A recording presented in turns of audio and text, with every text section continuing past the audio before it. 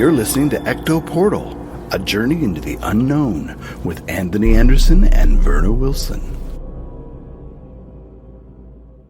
I hope that you are seated comfortably with the light turned down and the curtains drawn.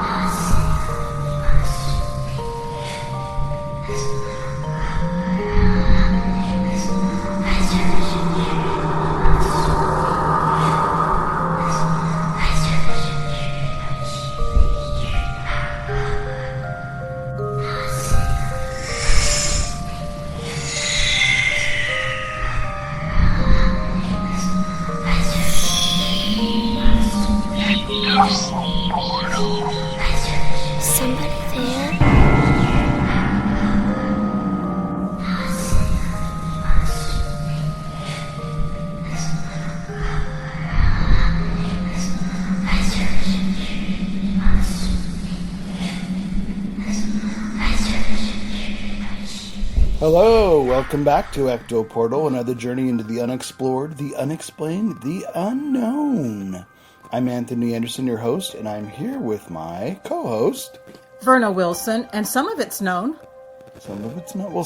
Well, some of it's known, but there's a lot that's unknown. Unknown, that's true. Unless you're certain people and you know it all, which means there is no unknown. I met a lot of know-it-alls before. Yes. Although this is not a show about one of those know-it-alls. No, but, oh well. That's for another show. That's for another show. So this show this week is going to be another reincarnation episode. We actually did a reincarnation episode a few years ago where we touched on some stories. And this is one of those stories, but a little more elaborate. Mm-hmm. It's the reincarnation of Martyn. It was a child who thought he was reincarnated of this kind of B actor and agent from Hollywood, and we'll talk a little bit more about that. And if you don't believe in reincarnation, I think this case will have you rethink that. Yeah, there's certain factors which we'll go into that I was kind of pondering over, but we'll get to that in specific. So, what have you been up to lately? Well, some friends of mine were playing at the Ivy Room last Saturday, and we went to go see them play. Nice. And we had a nice time. We just stopped in briefly, saw a couple songs, stayed for maybe one or two sets, and then, just chatted. You chat with a drink in your hand, hung out, and then you leave, and we made it an early evening. Okay. Yeah. That sounds like fun. Yeah, it was. It was a lot of fun. I did it this last night. As you know, the Haunted Hate Pub Crawl. Oh yeah, we've talked about that. If you go to hauntedhate.com, folks, you can get tickets for the Haunted Hate Pub Crawl and the Haunted Hate Paranormal Experience Walking Tour. But I do the pub crawl on Saturdays, but a friend of mine had a friend of hers in town, and she said, "Hey, are you doing the pub crawl?" I said, "Well, we don't launch again this season until next week, but I know I needed to go out to do another practice run because it's been about 6 months, and this is a lot of information." Right, and you had a bit of an audience there. Yeah, so I used them as kind of my reintroduction, go over all my notes and information. I didn't have to use the notes, but I studied it. There's a lot of names and dates, and there's a lot to it's always remember. good to catch up. So it was my way to do a practice run before the new season starts. Mm-hmm. So next week, actually, go to the website now. By the time you hear this, the tours will be up and running. The pub crawls on Friday and Saturday nights at 7 p.m. in the Haight. If you go to hauntedhate.com, you can get tickets, $22 each. Cheapest in town. Only tour run by ghost hunters. It's very good. I think you'll like it. There's some true crime. There's some ghost stories. There's some spirits. And there's some spirits. And I will say it again. Tony's a great storyteller. And if you go on the Haunted Hate tour with Tommy, he's a great storyteller too. Yep. Yeah. Yep. So he does it the pub crawl Friday. and I do the pub crawl Saturday, and he does the other paranormal tour on Saturday at the same time as I do the pub crawl.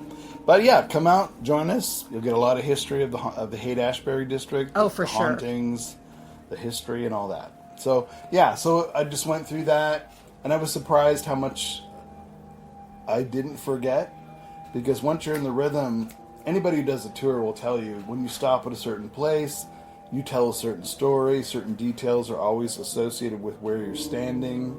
You're looking at something, you're telling them, you know the information, so it just kind of flows out. So I have a question about one of your tours. yeah.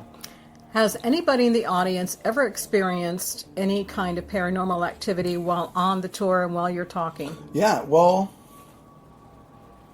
I'll give you this much Yeah. of the tour, because it's not officially part of the tour, but I've been adding it once in a while.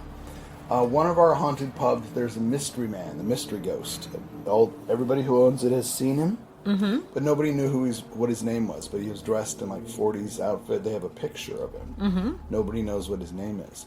I did one tour, and it was an older woman. I think she was local from San Francisco. She was definitely a character. Uh-huh. But, Interesting. Okay. She told me she had psychic vibes a lot. Oh. And I was like, okay. What else am I going to say? And she just says, this guy in this particular pub, I'm getting a Fred or a Frederick. That's the name I keep getting, Fred or a Frederick. Huh, okay. I said, oh, that's interesting. She goes, is his name Frederick? I go, nobody knows. But that's interesting. Yes. And I sort of stocked it up to one person's telling me a name. Okay. Right. Okay. Yeah. So I cast it aside and I don't think about it. A week later, a completely different tour group. Nobody's related. They're all from outside the city, outside the Bay Area. And a girl sitting down with her friends. She's like in her mid-20s. And she was using the K2 meter to do yes or no questions. Uh-huh. Light up once for yes, twice for no. And she was talking a bit, and I wandered back over to their group to see how they were doing. And she said, oh yeah, she's been talking to him. I go, really? She goes, yeah. She goes, it's weird. We were asking what his name is, and I just got the impression his name was Frederick or Fred. Oh, that's great. I love that kind of confirmation. And that was a week later. A week later. That's a great confirmation. Nobody from either of these tour groups knew each other. So I was the only one that had this weird, wow, that's... I bet you bizarre. anything, somebody who used to own the bar or somebody who is an old-timer there would recognize the name. No. No? Nobody. Nobody's left. Nobody who owns it for the last 20 plus years. Nobody. Wow. Nobody does. It's just too long ago. But that's a great confirmation. Yeah, so I'm not... Sometimes I'll tell that story on the tour. Sometimes I won't share that. I think it's kind of cool, but I really need to stop because I want to wait to see if other people give me the same name when we get to the Right, bar. you don't want to put something in people's heads and then Right. all of a sudden... Yeah. I got the name Frederick. I'm like, well, it's because I told people do you. that. Well, yeah, that's I've seen why that happen, yeah. But I'd rather not tell them that portion, and just to see how many more people can come up with that name. Well, then I'm glad you're telling the audience here because it's yeah, good. oops, I just blew it. No, it's great because now when you come on the tour, you're like, I'm sensing a Frederick. no, it's great because they can get a taste of what the tour is like and everything. Yeah. And things change. We talk to every time we do certain stories, we see people who live in a certain place. We'll listen and wonder, oh my God, are they talking about my place? And I live next door to that. I didn't know that happened. That kind of stuff happens too. But I've had another woman at the start of the tour go, oh, the building we started the tour, it's Magnolia's. It's in the Haight. It's on Masonic and Haight. Mm-hmm. It used to be the stripper Magnolia Thunder Pussy's Pharmacy Cafe. It was where all the hippies used to hang out in the 60s funny. and 70s. And she was a local stripper in San Francisco. Uh-huh. But Magnolia is now, it's a brewing company. It's a restaurant on the corner. That's where we start the tour. And I was giving the tour, and I was waiting till everybody showed up. And this woman who lives in the building above it stopped and goes, is this the haunted tour? I go, it's the pub crawl. She goes, my apartment. She told me her apartment number and the address. She goes, this entire building is active haunted. All my neighbors have the same issues or the same experiences. And I thought, I wrote down her address, and so I could contact her later and do a little digging. So that's the kind of stuff that just happens. That's great. So I'll have to look into that. But yeah, anything new, it's an evolving process. You tell stories, but then you discover new ones because someone shares something with you. That's Right, the current. residents or Yeah. or the people who live and work. I mean, who work around the neighborhood or who Yeah. frequent there. Yeah. Exactly. Yeah, exactly. Okay, so this week's show is the reincarnation of Martyn, and we will come right back in just a second. How about we do the paranormal news? Yeah, let's do the paranormal news. All right, let's do it.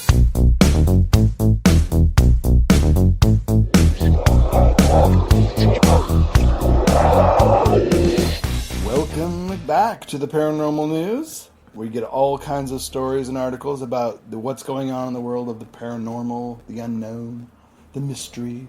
What have you got this week, Verna? Well, does everybody remember Uri Geller, the spoon bender? I don't. I've never heard of him. You have so. No, I'm not into spoon benders. But he's famous. I didn't know that was a thing. I But he's- know it's a thing, But I he's didn't- famous. There was a book written about him. Did he tour like the 30s or something? Because nobody No. tours bending spoons. No, he was. And he was actually on Coast to Coast. How do you bend spoons on coast to coast on the radio? Nobody can see you. Yeah, he said. Well, no, he talked about. Ooh, did you see that one? He talked about. Whoa. He's from Israel, and he talked about it, and he's very famous. I could There's be been a books. spoon. There's been books written about him. Everything. I could be a spoon bender on the radio too. I'd like to see that. Everyone would love to see I got a it. spoon. Exactly. I could record you bending the darn Well, spoon you guys with want your to see me mind. bend a spoon right here Should on we the get air, to folks? Before we have you bend a spoon, should we get to the darn article? Okay, you tell me the story first. Okay. Well, Uri Geller, he's a famous spoon bender, and he's from Israel. Mm-hmm. He's bended spoons with his mind. Okay.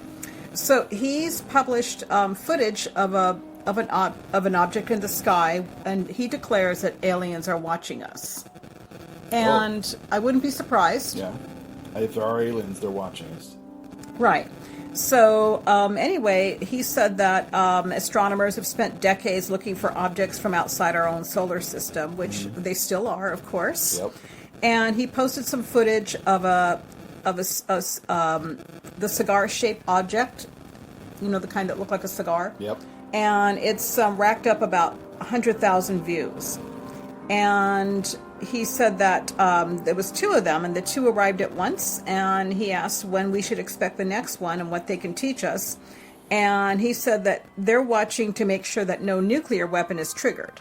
See, that I believe, because you always read and hear about UFOs that are hovering around bases, Yeah. nuclear power plants, just watching where all the weapons and the stuff are kept. And wasn't that what they told Adamski when... That's what they told Adamski. That was their main purpose. We got to watch to make sure the monkeys don't blow themselves up. The monkeys. Humans. Oh, okay. Oh, right. Oh, funny. Okay. Yeah. It took me a while, didn't it, folks? Yeah, it's a joke. I get it. Yeah. Who was it that said that humans are nothing but monkeys who've gone to college? I don't know, but it sounds about right. This writer named Iron John. Not Iron John. He wrote Alright, Iron sidetrack. John. Go back Anyway, to this article. writer said it, but Go anyway. back to article. Okay. The objects from outside the solar system that he claims are he's referring to are Oumuamua, which flew by the planet back in 2017. In fact, we did an article about it back in Ecto Portal. Yeah. And a second space rock, which exploded over New Guinea in 2014.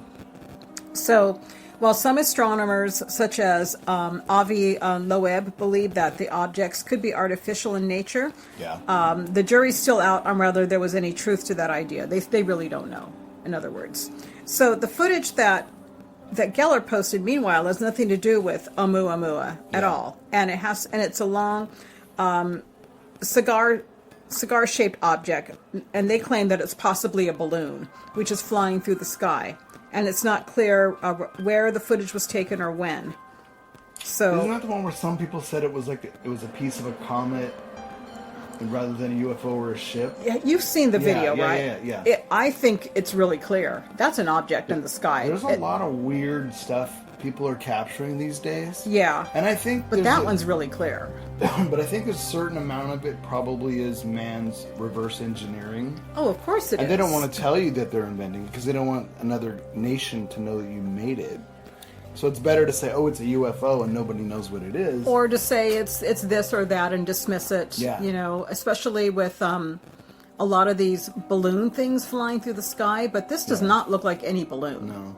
I think my logical guess is half of the sightings we see are reversed engineering technology that nobody really knows about I believe yet, it. at least in the public sector. Yeah.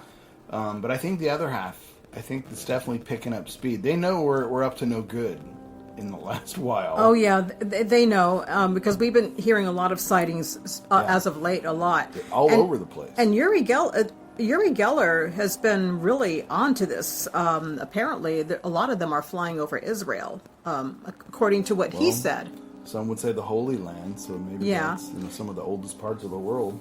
Yeah, and he's there's a lot of stories that he claims about UFOs, such as that he blames technical problems on the visitors and you know, all kinds of stuff. He said a mass landing is imminent, and you know, this is only my opinion, but a lot of people are going to disagree with me. I think it's going to be a long while before we even come across the real thing, because if their technology is so much more evolved than ours, they don't have to get that close to us to spot what's going on. No, and they also have a way to vanish quickly. If someone sees them or spots them, they can disappear as fast as they want. Right. So I think if there is something that's close by that we happen to spot for some reason, we don't know who's sending it out, and if it's real, they had their reasons for sending it out. But I think for the most part, they don't need to go near us with that kind of technology. In fact, it's interesting because I've been reading more. I read about articles lately. I noticed the Air Force and stuff and NASA's more people are coming forward who are pilots admitting that they saw this. They don't know what it is, and the military's like, yeah, we don't know what this is. Right. That didn't used to happen when we were kids. None of that would happen. Oh, they always dismissed it. But now it's like, yeah, we generally don't know what that is. Now they can't dismiss it, but they don't confirm it. Yeah, that's why they said we don't know what it is, but it's not something we are aware of. Right. So they leave it vague, but they also did more than they used to, which is, oh no, that doesn't exist. That's just it's a weather balloon.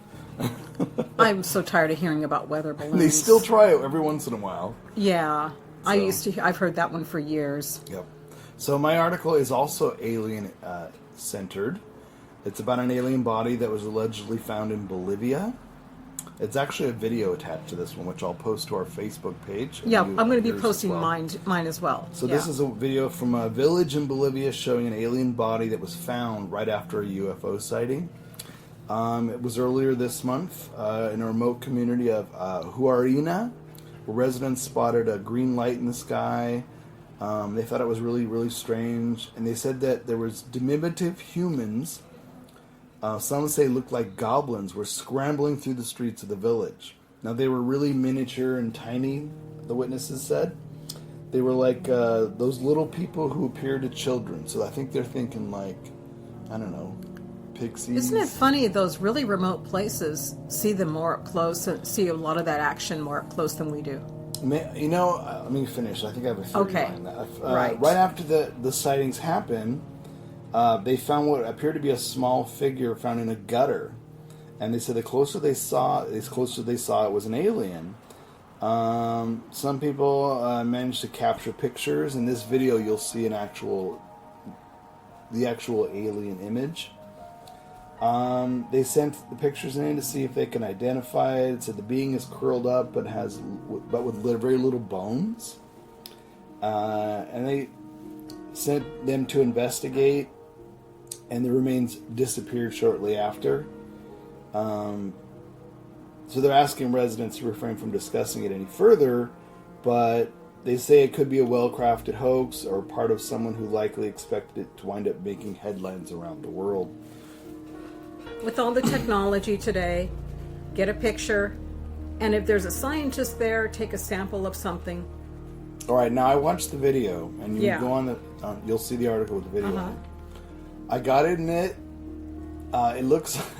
I couldn't think of anything else that remind me more of than, let's say you had a giant blue-gray balloon full of helium. Oh, right, okay. And the helium was slowly coming out of it, and it's just sort of a sad round balloon that's deflated, and it has very little arms and little legs, but it looks like a deflated balloon rather than an alien. That's what I laughed when I saw it. So you think they could be fooled into thinking it's something more than it actually is, or it looks like a doctored. And they were too scared to balloon. go near it, or No. They took pictures of it. They took pictures. They did take pictures of it. Okay, vanished. That's what this. You'll see the video. You'll see the clip.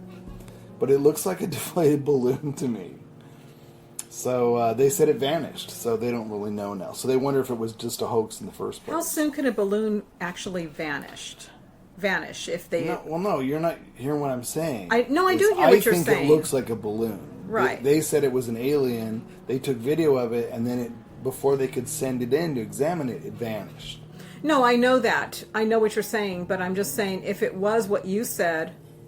2 days. 2 for days. A balloon to deflate. And vanish. That's what I'm wondering. Maybe 2 days if you didn't have a lot of helium. Right. But if you had a lot of helium, it could last a week. A week, yeah. Okay. So, but it looked like a child's deflated balloon, not bigger, a little bigger than your fist.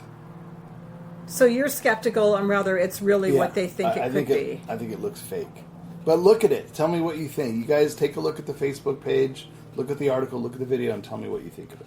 And in case someone's thinking that I'm lacking in compassion, if it really is an alien and they found him dead in crash, I'm sorry, that's sad. To think that you're going on a long trip and something happened to you. Well, if you're scattering through the village, I mean, I guess you're going to take some risks. But I don't know what happened to him. I don't know what happened to this little alien. I know, but I'm just saying, it's a sad story if it's true. It's E.T. but with a bad ending. Very, very much so, and that's sad. I have compassion even for a balloon. Right. Well, no, I mean if it's a real living thing. Okay, all right, folks. That's the paranormal news.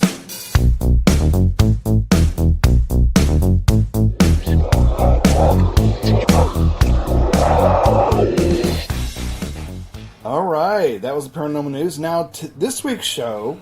Like I said, we've done reincarnation shows before. I find it a fascinating subject because there's a lot of factors that could go in a lot of different directions with a lot of opinions. It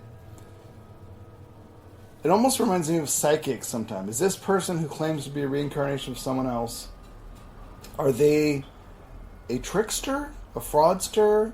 Sometimes there are mediums that are fraudsters. Would someone claim to be reincarnated from someone else? The same idea, the same principles. You can make money off it. You can get attention. I've heard some elaborate claims, but if it's a child, I tend to believe those more. But you got parents connected to the child too, though. That's true. So, but I'll go into it later. I've heard stories from children that I don't think are fake, but I'm just saying the whole principle of reincarnation. I've read some stories and some books where it sounds pretty convincing. Like, wow, there's a lot of factors here. But we're reading what's presented to us as opposed to knowing both sides of the story, like what we don't know. And I have a theory that I'll share with you later as we're done reading this. So this particular story, reincarnation of Martyn, in 2015, a kid named Ryan Hammond from Oklahoma said that he was a Hollywood movie star in a past life named Martyn. Now, he first made the claim, like I said, in 2015. He was 11 years old, and that Martyn was a man who passed away 40 years before this kid was even born. And he has vivid memories of living in Hollywood and California during the 1940s. He even actually gave details on how he died, claiming that his heart exploded and that he went towards the light His parents, of course, were shocked by all this, and it made national press in the United States and around. He even appeared on a lot of daytime TV shows at the time. Now, reincarnation's never been really proven by scientists, but neither has ghosts, so let's go for there. Okay. But they still continue studying the possibility of afterlife and how it continues, etc. He stated that he was Marty Martyn, a former movie star, extra, and a powerful Hollywood agent, and that he once lived a life of luxury in New York City, and he had lots of famous friends, and he was married 4 different times throughout his life. He died in 1964 at the age of 61 from a brain hemorrhage. However, Ryan was just 3 years old. He began to recall details about this past life as Marty. He said the boy who was born in 2004 said his parents, a county deputy clerk and a police officer, that he was in Hollywood when his heart exploded, and he would often wake up clutching his chest or shouting action in his dreams. Now, Ryan also once asked his mom to take him to California, to Hollywood, to visit his other extended family, and he even claimed that he owned a Rolls Royce. Now, one night he told his mom that when someone dies, they need to go towards a light to make it to the afterlife. Now, in an effort to prove that Ryan was reincarnated, they actually had a documentary crew who heard about him to set up a meeting between him and his mom. Between Ryan and Marty's living daughter, his older living daughter. When the pair met, I guess Ryan was really, really confused by her because she was no longer the little girl that he remembered as his daughter when he was alive. And she brought him around to a number of spots in Los Angeles that she knows her father was associated with, just to see if they could trigger something with him. Mm-hmm. On the actual trip, one child psychologist named Dr. Jim Tucker, he believed that Ryan and his bizarre memories, he actually believed him. He spent a lot of years studying different children who have different intimate memories, much like Ryan. The world doesn't work as we think or assume it does, he says. He says he's examined lots of cases, and they don't normally come under the normal explanations of how we perceive the world. He said over time Ryan's memories of Marty will probably fade, but he still shares personality similarities with the star, including his love for New York City and movies.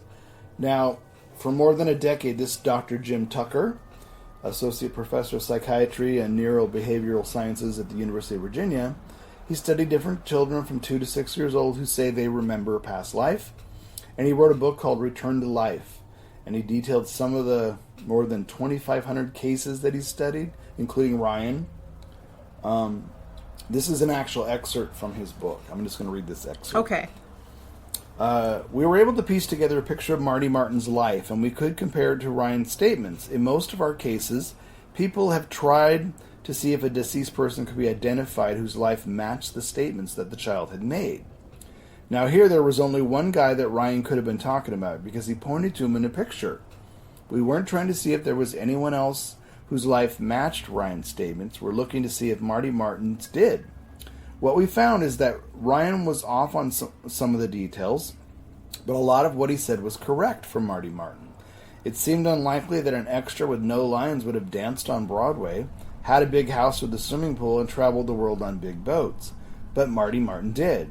Marty was born in Philadelphia in 1903, and Ryan had talked a lot about his sister, and also mentioned another one, and Marty had 2 sisters. His mother had curly brown hair, as Ryan said. Ryan was right about dancing in New York, as Marty one of his sisters went to New York to be dancers. He danced in different revues on Broadway, and his sister became a well-known dancer there. Marty moved to Los Angeles, having a life in Hollywood, as Ryan had described. He began as an extra as well as a dance director. He became a Hollywood agent, not the secret agent kind, but a talent agent. He set up for Marty Martyn Agency, where he had notable clients such as Glenn Ford. Ryan had talked about people changing their names with the agency, which would certainly be true for a talent agency. Marty had several connections to Rita Hayworth, and his daughter confirmed he probably did know her. Now, he may well have interacted with Marilyn Monroe as well, as his wife's family knew her.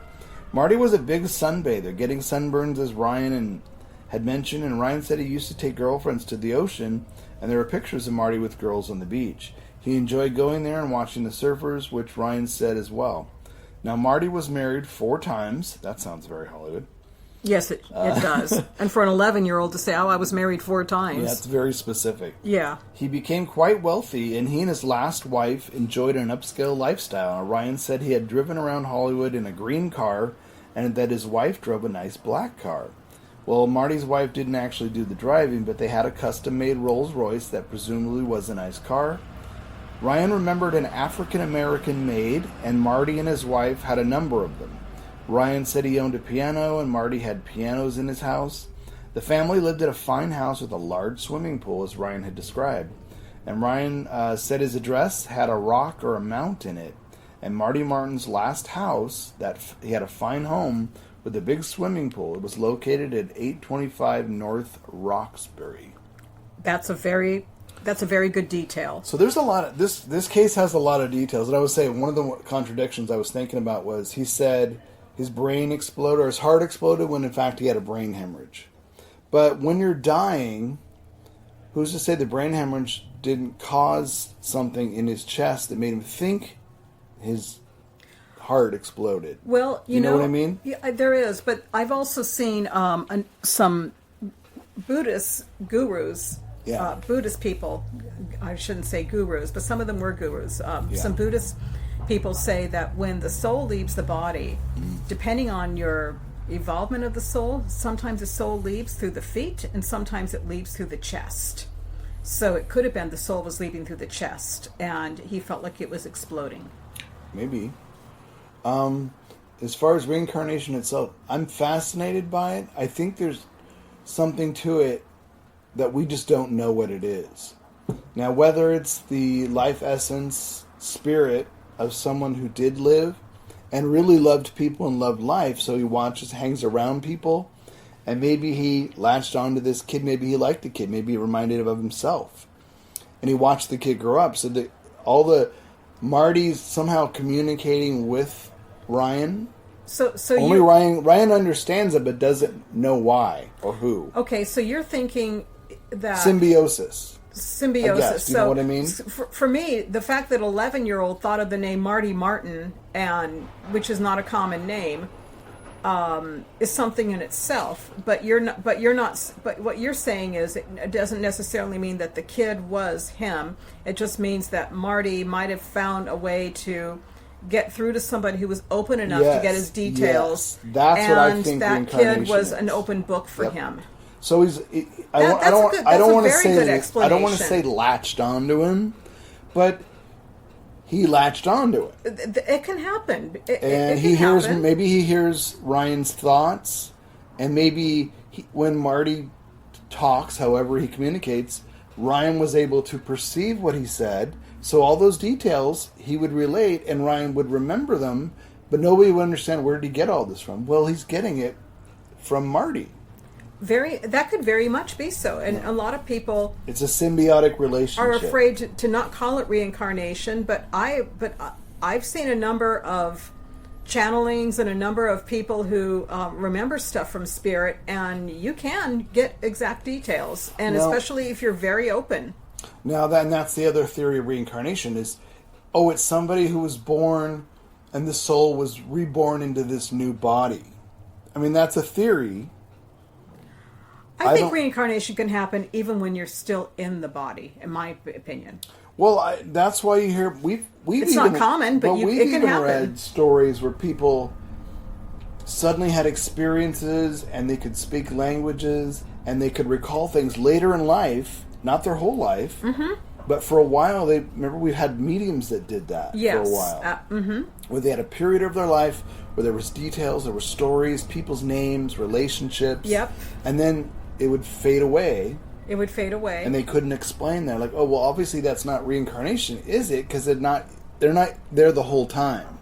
Also, I've known people who have been this certain kind of person all of their life, and then all of a sudden their views change and they're like a totally different person. Have you ever heard somebody say, I've been married to him for so many years and now he's like a totally different person? It's like somebody stepped into him. Yep, that's true. So it can happen later in life too. And I think I think I'm not going to mention his name because I don't want to.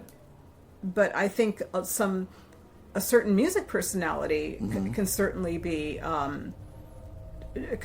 thought of as that kind of person. A couple music personalities where they were this way, but they made such a radical change. Now you can have radical changes in your life without reincarnating, but I think some of it could have been reincarnating while still in the body. I think that some people, they claim, they're reincarnation from birth to death of this, like, I was Cleopatra in a past life. Now, whether they were really Cleopatra or not, we don't know, but I think there are people that they claim have been reincarnated from birth. A soul has entered their body. Yeah. But I think it could be the same thing. It's symbiotic. That spirit has latched onto that person their whole life, and they know all these experiences because they're so infatuated with that person from when they were little, born, and they grew up watching them grow up. Yeah. And it's almost a part of them. I believe that, especially when they're that young. Now, here's the other side of that theory. With children are very open their first 10 years of their 10 or 11 years of their life, very open. Absolutely. Because I've had when I used to live at this in this other apartment building, I had a friend visit me, and she was with her 5-year-old son. I think he was 5 years old, and he walks near the building. He looks around and he goes, "This used to be a hotel." And she said, "Now, how do you know that?" And I said, "He's right. This place was a hotel before it was an apartment building." Yeah. And, he was only 5 years old. How would he have known that? So... Well, you hear a lot of stories about kids when they're younger. They have moments like that. Yeah. And as they get older, most kids, it fades away. Or...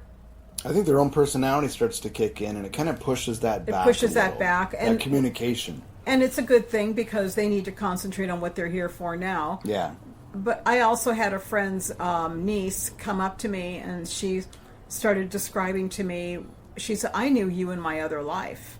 And I looked at her and I said, "Yeah, can you tell me more?" And she said, "You owe me some money." That would be a good one. That's a good one. Yeah. And she was describing to me what I looked like and where we lived and the place and everything. And she was getting into detail, and I was like, and I was just letting her go on and on. And she was describing actually some houses that are in a hill in England that I'm familiar with, and I'm like, I've always felt a drawing to this era and that story, those places and those people. She's describing that, and she didn't know anything about that.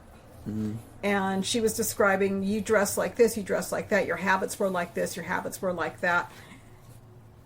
I mean, she didn't say your habits. She just said, you used to do this, you used to do that. And they were very similar to the stuff that I kind of do now. And I thought, this little girl's getting into my mind, or getting into my soul, isn't she? She's kind of she's really seeing through a mirror here. See, this is why I think it can explain, in some instances, explains mediums who are, they pick up on the emotions and other spirits. Right. Well, I think it's a temporary symbiosis that the medium has some control over, the contact. But with the child, it stays longer. Right. Well, they don't understand. To them, it's natural. It is, and because they asked her 2 years later about it, and they pointed to me, and she didn't remember. See, that's what I'm saying. I think in most cases, the kids, they grow out of it.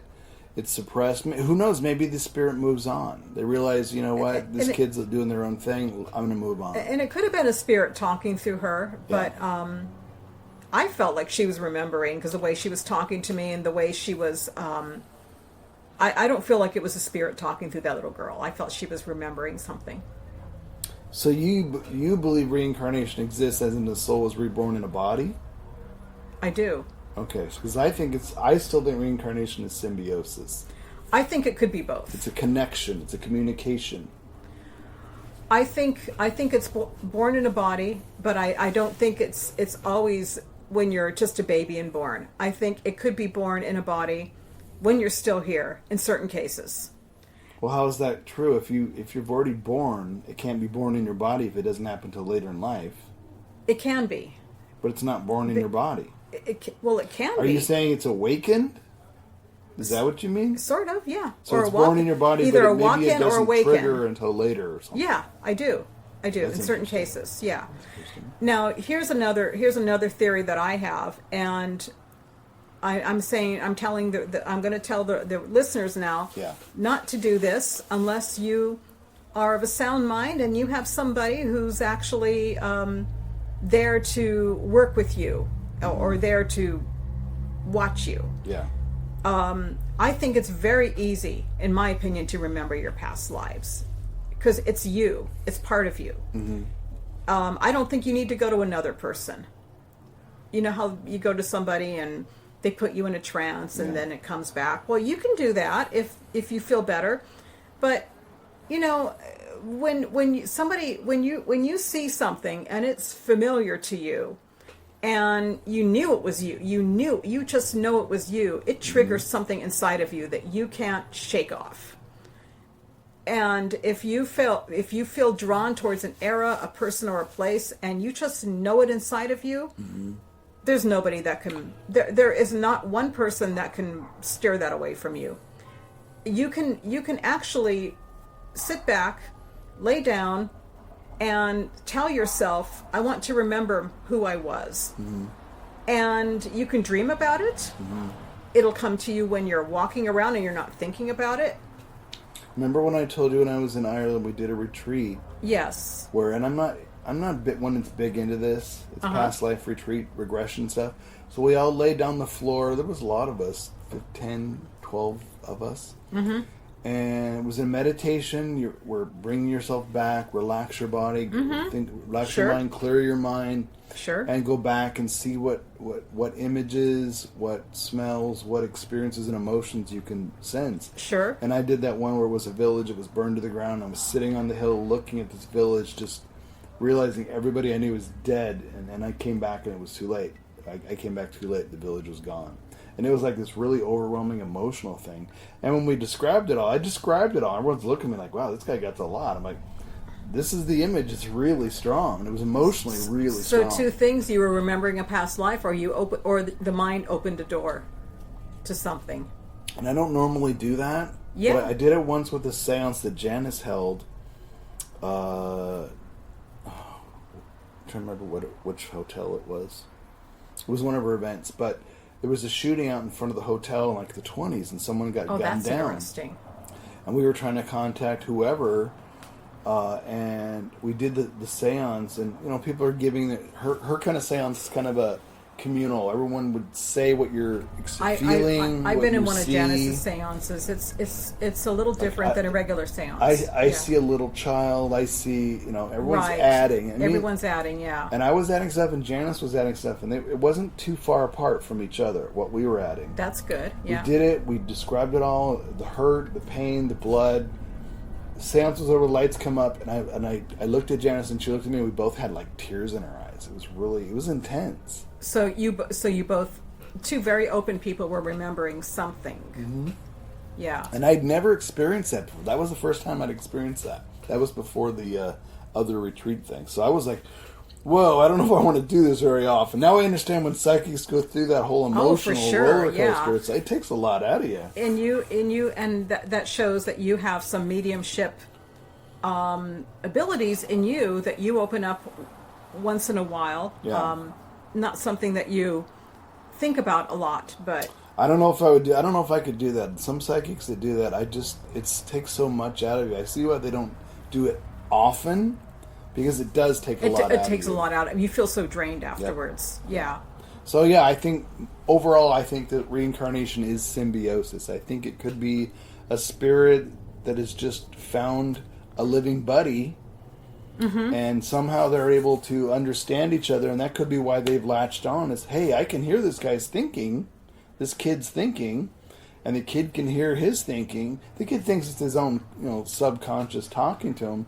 But if Marty was a nice guy and gave him details that, hey, I had a nice car like that. But does that explain about the kid waking up in the middle of the night crying and screaming, though? Well, maybe Marty's talk, and I thought about this for dreams, and I think this is the case. And I really, really wondered about dreams for a long, long time. When we go to sleep, our mind processes everything we did during the day or whatever lately. Mm-hmm. But if there's spirits around you who are communicating with each other about their lives and experiences, and you're busy processing, if you can pick up on that and you pull it in, you're mixing it all together. So Marty may be talking about shooting a movie, action. This kid's processing his own thing. And he's thinking, oh, it's a nightmare. It had this and this. Mm-hmm. Maybe Marty's relaying what happened to him to someone else, a spirit, and the kid's like a microphone picking it up while he's sleeping, and he's mixing it into his dreams being processed. So I think that's some of what we dream. How we have these really crazy dreams that we don't understand about other people and experiences. I think sometimes we are pulling in these stories from hear people talking around I do us. Believe that.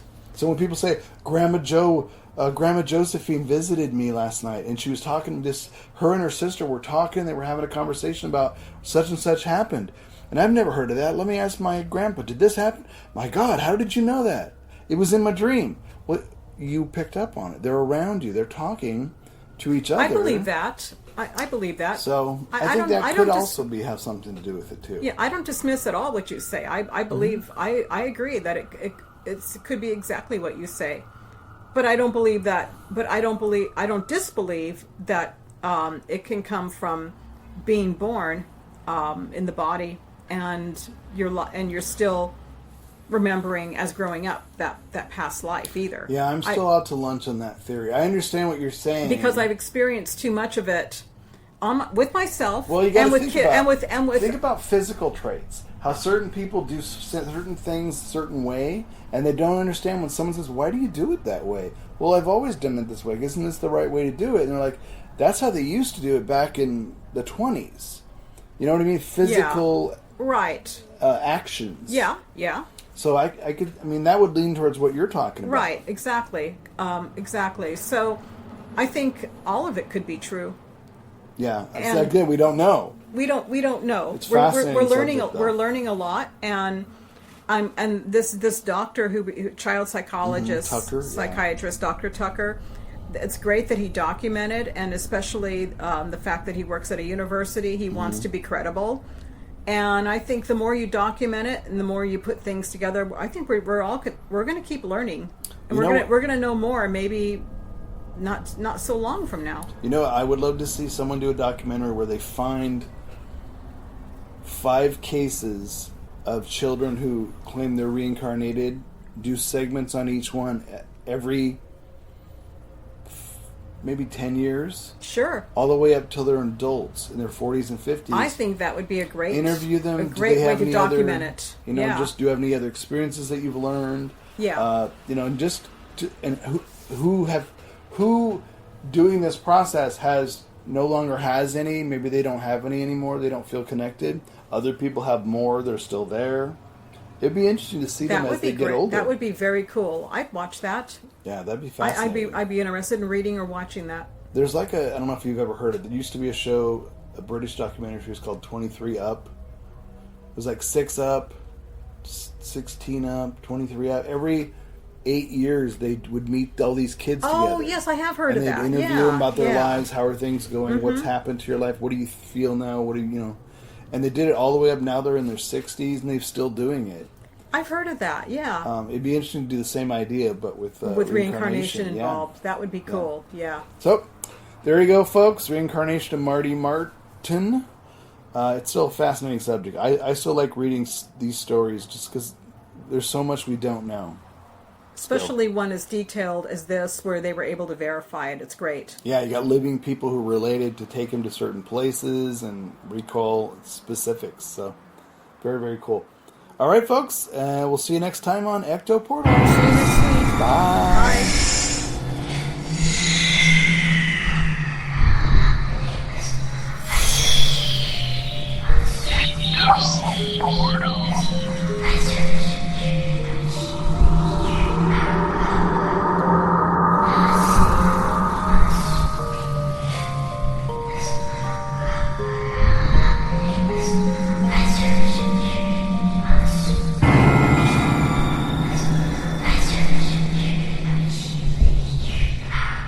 Royalty-free, copyright-free music by Kevin MacLeod and Ross Bugden. Be sure to visit us at www.ectoportal.com. Check out our archives on YouTube and head on over for new episodes to ectoportal.podbean.com.